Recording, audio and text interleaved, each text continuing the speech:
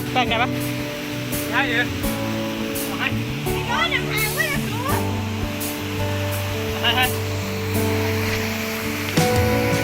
แหมหมดเลย นะคะทำอะไรนี่ทำอะไรอย่าทำ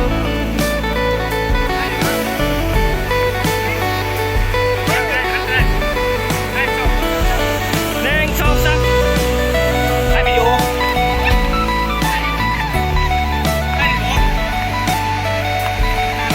ก็บอกฝ่ายเราคนไทยแบบนี้เลยมันเอาหางคนยากเลยด้วย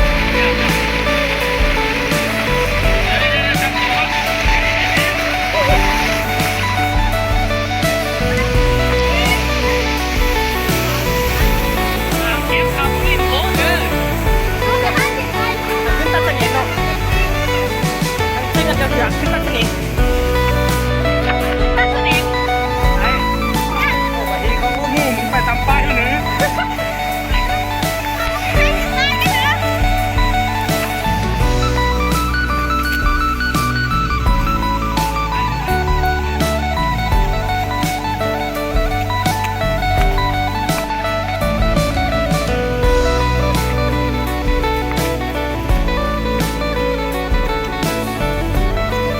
เว้ยผมอยู่เว้ยผม